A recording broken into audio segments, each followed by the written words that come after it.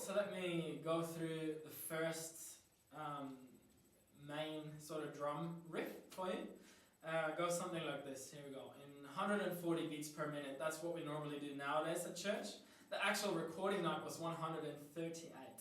But, you know, songs, in a sense, evolve. So, here we go. 1, 2, 3, 4.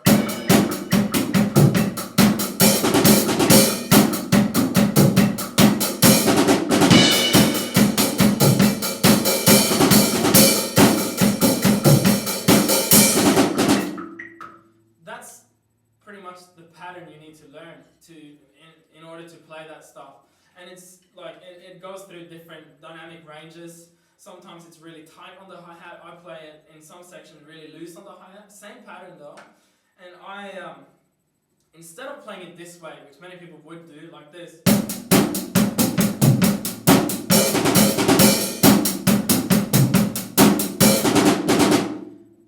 I just forced myself to start doing the left hand because it frees up so much more it's for me, much more convenient. But if you need to do it this way, that's fine. I encourage you to give this a shot and just try, see how you can lead with your left hand. It's really healthy for drummers to actually add that dimension to your playing. That was the introduction. Now the verse basically goes like this, and I chose just to stay with my left hand on the hi-hat because it just made the whole song a bit easier for me. But you can play it this way as well. So here we go, the verse goes like this. 1, 2, 3.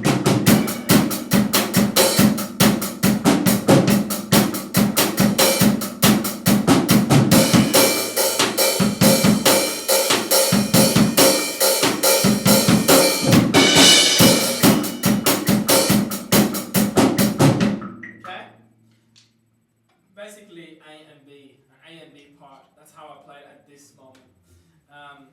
On the night it was maybe a little bit different. But okay, so I played it like, and the second part I opened the hi-hat more. I like the distinction between A and B because it drives the song forward yet again. With a little bit of fill between the two parts of the verse, you know the one. So 1, 2, 3. When the whole band does that, it sounds pretty good. Which leads us into the chorus. Basically, 16th notes on the hi-hat, medium tight, not too tight. Some people play it really tight, sounds awesome. I mean, one of my favorite dudes in the world, Brandon Gillies, he plays it pretty tight, which is cool. I'll play it like medium tight, and it sounds something like this.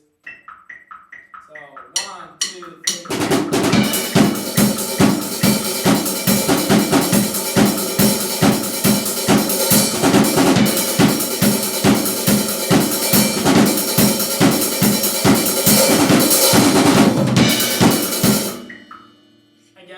Segueing things with a little bit of a fill here and there.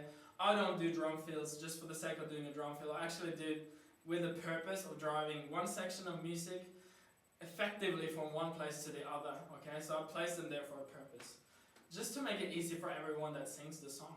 Okay, that was the chorus. I'm sorry. Here we go. 4 on the floor and the kick drum explains itself pretty much. Then we get into this segue later on in the song, as you will hear, you know, when the snare drum just goes 1, 2, 3, 4.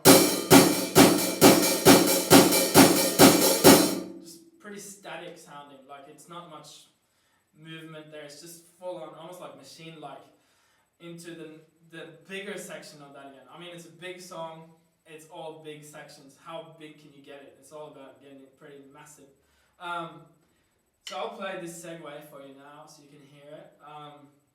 You know what? One good thing, technically speaking, that I just want to throw in there. If you got to do something like this segue, you will benefit if you do things really slow for a while to actually make sure that it's all synchronized, because you don't want it to sound like this. Like a bit of a tiny flam here and there sounds pretty bad. You want it to be just on the dot, everything together. So have a listen, here we go. 1, 2, 3, 4.